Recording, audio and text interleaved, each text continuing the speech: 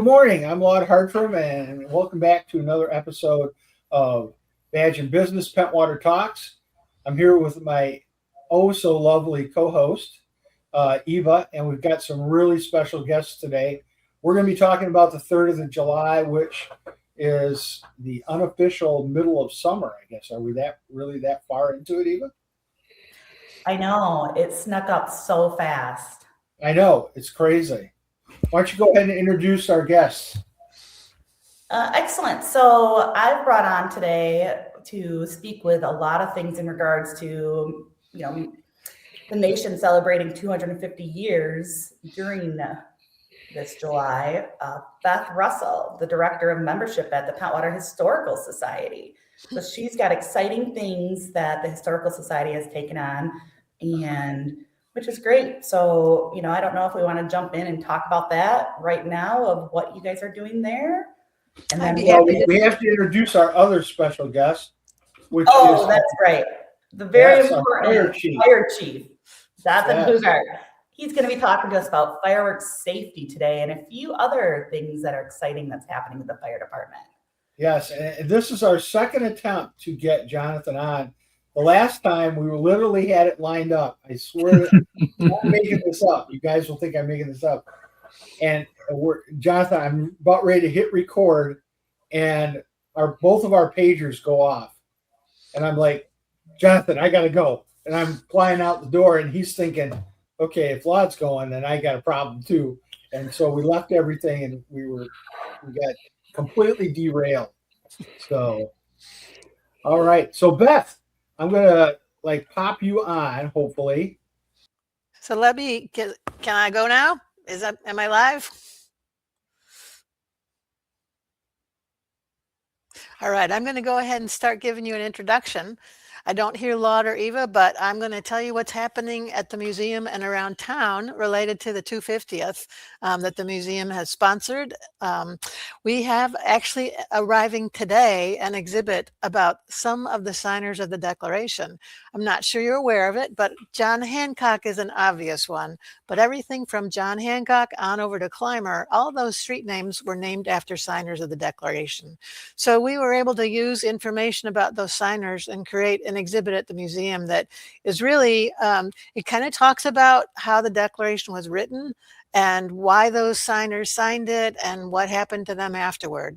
And there's other signers that are not necessarily memorialized on our names, on our street names, but we included some of them too because they're pretty important figures. So that's something for the adults in the museum.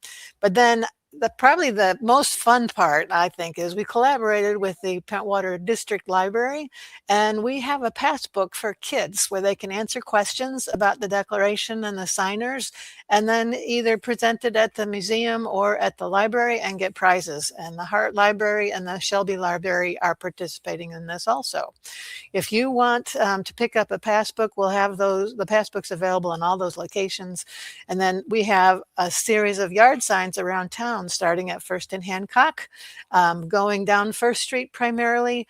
You can follow the scavenger hunt map in the passbook, and you can scan the QR code with your folks on those yard signs in order to find the answers to the questions about Mr. Hancock and Mr. Carroll and Mr. With. And by the way, it is With, it's not wife. I always called it wife for years, and then I found out from a New Englander it's definitely With. So Beth, with these passports and with these signs, can they just do it on their own time? Like, it doesn't have to be during museum hours or anything? No, definitely not museum hours. The prizes are only available during museum or library hours. But yes, you can do it anytime you want, day or night, rain or shine. I would recommend shine. Hopefully we'll have good weather in the coming weeks. But those yard signs are out and available already, and the passbooks are available in the museum and in the library already. Okay. Excellent. And can they find this on your website? Yes, you can. We have our website, which is pentwaterhistoricalsociety.org, and it actually has pointers. Those QR codes go to a website called pentwaterhistory.org, which is a little bit easier to type. And they have all the information about our signers, some explainer items like what kind of flag did they fly, right? And then things like, where in the heck was George Washington? How come he wasn't on the Declaration of Independence? So right. to those kind of questions are available on our website also, the pentwaterhistory.org. So those QR codes are on the passbook and on the yard signs. So you could technically sit at home and do this if you just go to pentwaterhistory.org, but you have to come and pick up a passbook from us first. Well, I will say I did a little sneak peek and went on and saw the list and read up, and I could not believe some of the stuff I learned. And Well, good. Like, this is great. Like, it's really neat. And then, the other thing that's nice is I really encourage locals to do this, or people that have been coming up forever and know the streets, but they don't call them by their name. Instead, they're like, oh, that used to be so-and-so's place. And I used to go there when I was a kid. So it might teach some of them the actual street names. Yes. Yeah. So, and by the way, you don't get dispatched to 111 Carroll. You get dispatched. Oh, that's so and so's place. Absolutely. Well, now you know the history behind our street names, at least. And we did try and keep the kids off of the busiest thoroughfares. We're hoping they do this with a parent on a bicycle or walking, or you can take a car if you wish, because each of the street signs is about a block away. So it's pretty quick. And I gotta brag about the prizes too, because once you fill out your passbook, you can bring them to the library, the museum, and we'll stamp each page that you've completed, and you get a prize for each page. So you can do them one at a time or all three at once. And our prizes are really cool. I don't want to give away all of our secrets, but they're pretty unique. It's not just like a secret decoder ring or something like that from a Cracker Jack box. So you got to come to the museum and get a prize. Eva, I don't think you qualify. So you can come look at the prizes, but I'm sorry. Lord, I'm at the age now where I think I might be in the museum. Okay. So folks don't know, when we do our PSO training for our public service officers, we go to the museum. So the object of that is so that anybody asks one of our public service officers a question, they will have some idea of what the answer should be. So we go over there and we spend about an hour going through the museum and checking things out. And I was over there, and you have an electronic sign that talks about different settlers that come into the museum. That's right. And yes, and I'm clicking through the names, and I see Claudia's name, and I said, "What the heck? Claudia's still alive." So apparently, you can still be kicking it in the museum. So yes, that's true. Yeah. Well, and Claudia's in there because she's telling the story actually of her grandfather. And while Claudia arrived in this century, she goes way back as far as her family history. So yes, and there were some rather interesting photos of her in there. Well, yes. Oh, let's hope Claudia doesn't watch this one. What? Let's hope Claudia doesn't watch this podcast. I know. Are you guys still doing the tours on what used to be the water taxi? Yes, Lee Price has asked us to do it, and we have at this point probably proposed just one history cruise per week, and we'll see what kind of uptake we get. We also need a couple more docents, so I'll probably put out a call for more docents. Yes. But we're also doing the history on Hancock. That's a little easier for us to staff, and we'll leave from the top of the Village Green at 11 o'clock on Mondays and Thursdays. And so we're going to tell people, if you see the sign, we're doing a tour that day. And we're not starting till after the 4th of July, just because there's a lot of things leading up to the 4th that we're pretty busy with. Right. And then they're doing a cemetery tour with the Friends of the Township in middle of July. So I think we'll probably have the Historical Society on again as these things are kind of being debuted, just because they're doing a lot of great things. How do you get a hold of people to book a trip on it's now the Covenant. It's not the Lake Surgeon anymore. Right. Lee and the West Michigan Sail Group are the ones that are booking those cruises. So you could send an email to us, but all the booking has to be done through the West Michigan Sail website. I think it's wmsail.com. Okay. All right. Well, we'll put a link in the notes for everybody so they can. Yeah, it might be wmsail.org, but it's something like that. So okay, all right. Well, and Eva, are you going to talk about July 2nd? Yes, I'm going to talk about all things happening for the celebration of 250 years. If we're ready to move on to that, we can do it. we're ready to move on. Let's All right. go. Well, it's gonna be a I want big to add. celebration. I want to add one more thing about stuff in the museum. We realize that the exhibit is targeted at adults, but there might be kids visiting, so we have some activities for kids inside the museum this year. Also, we have some pretty simple coloring sheets, and then for older kids, we have word searches, and for the youngest one, we have bath toys in the shape of like a snail, a turtle, a duck, and on each one of those bath toys is Mr. Hancock, Mr. Clymer, Mr. Carroll, things like that. So even the youngest visitors to the museum can participate in the passbook and win a prize.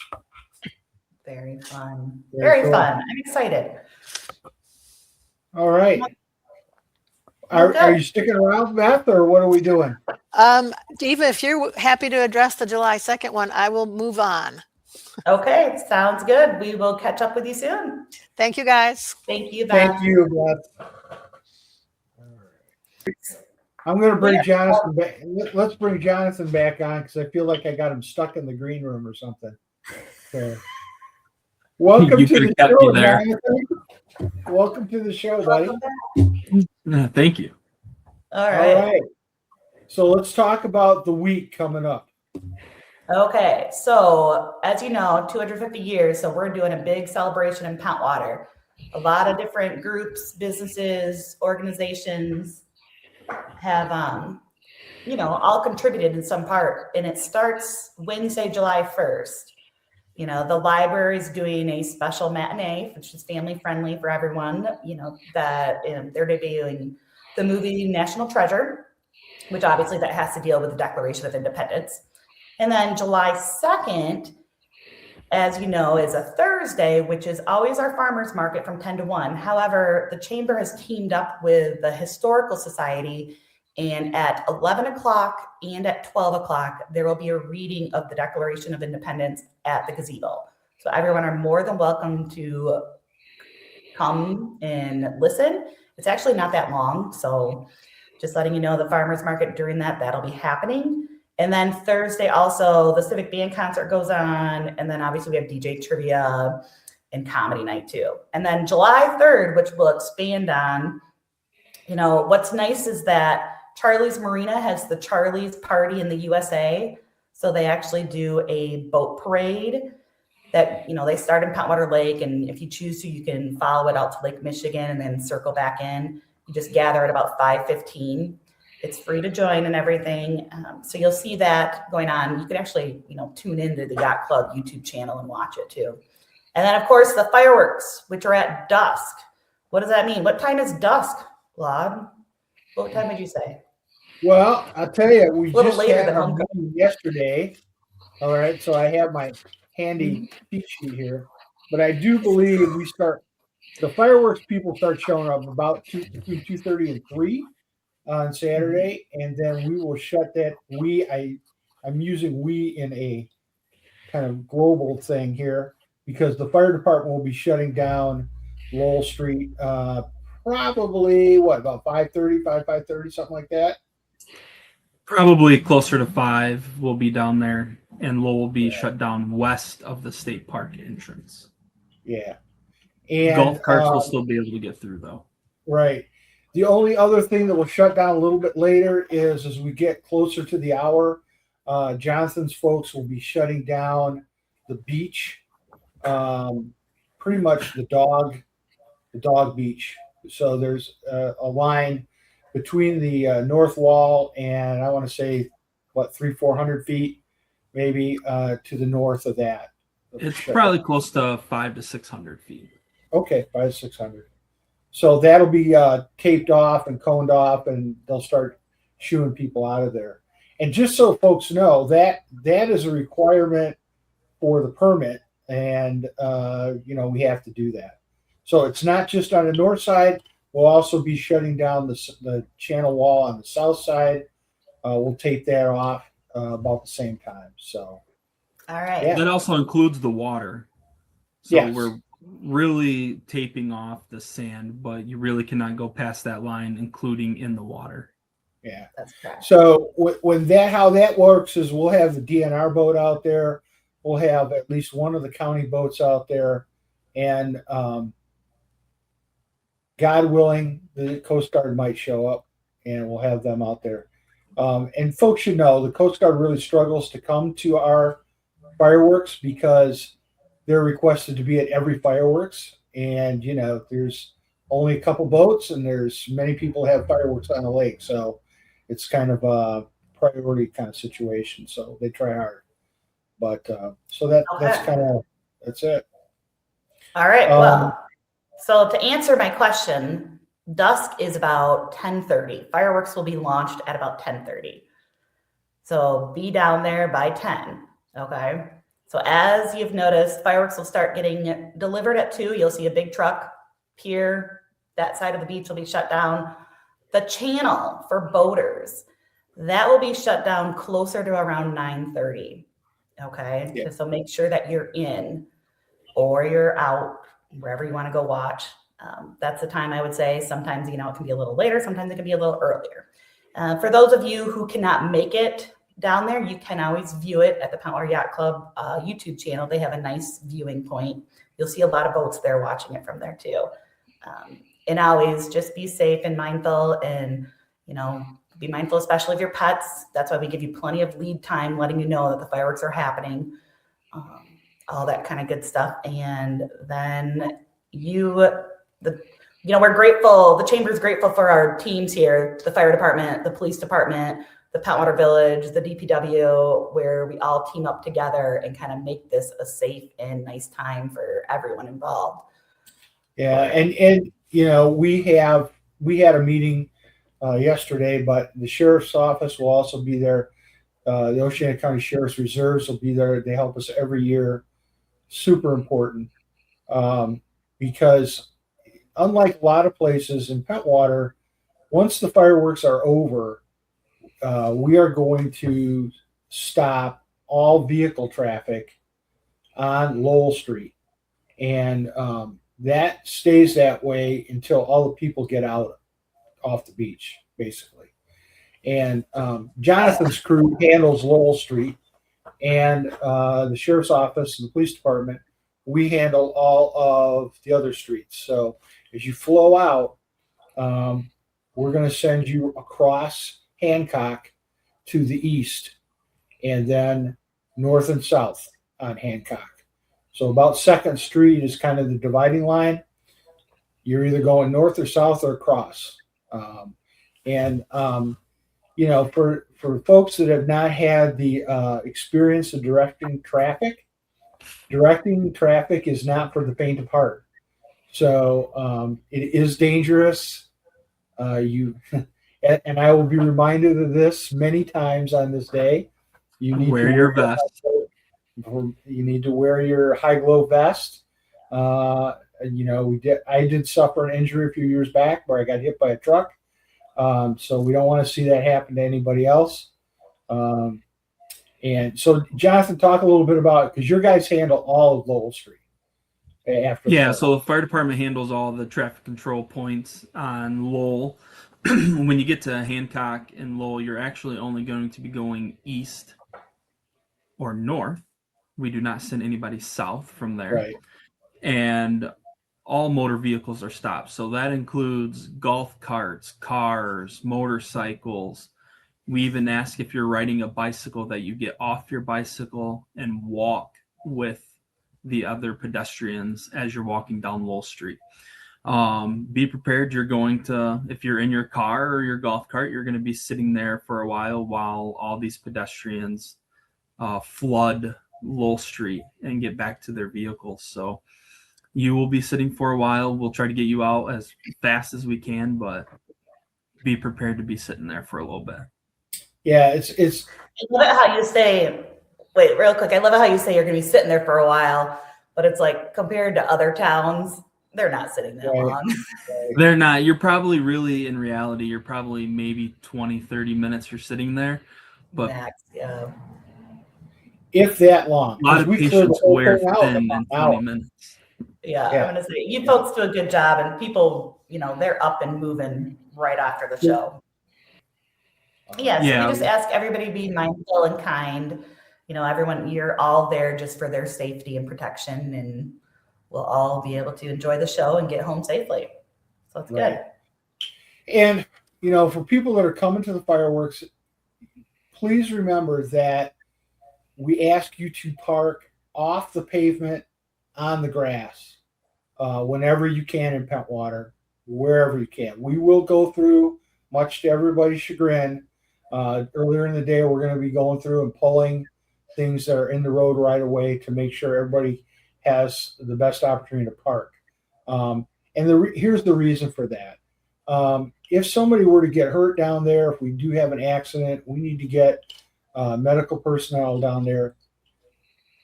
You know, we can't be going through a goat path. I mean, and that's what it gets so narrow, we physically can't get the cars, you know, an ambulance through there.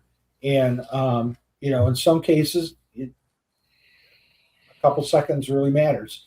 So that's why we try to keep that open during the summertime. We try to do that. And we do have an operations plan that we go over every year. We're going to be doing the same thing here. It gets tweaked a little bit. This year, I think the biggest tweak to that plan is we are going to be doing some overwatch on the event just to, you know, keep an eye and make sure everybody's safe. So if you see a drone flying, you know, don't worry about it. It's us. I should say us. When I say us, it's the fire department and police department doing that.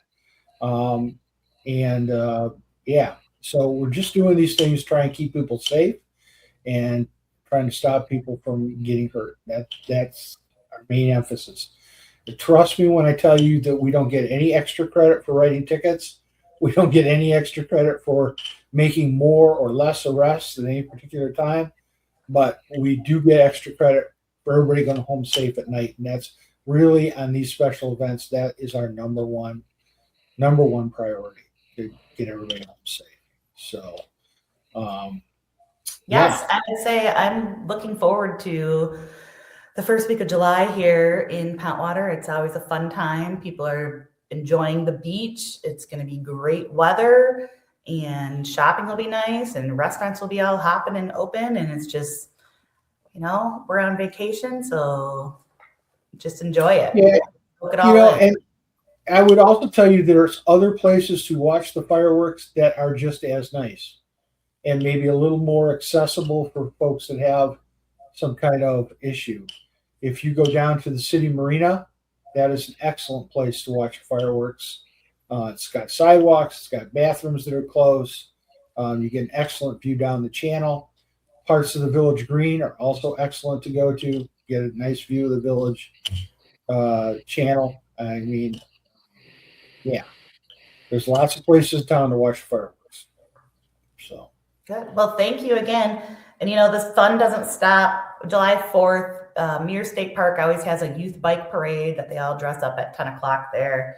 And then on the 5th, we'll close out on Sunday, July 5th, there's music at the marina, music at Gull Landing, and then movies on the green will be happening that Sunday to kind of close off the weekend. So a lot of fun things happening the first week of July here in Pentwater. So I hope you'll enjoy it every little bit. all right, sounds good, guys. See you later, John. All right. All right. Bye. Thanks.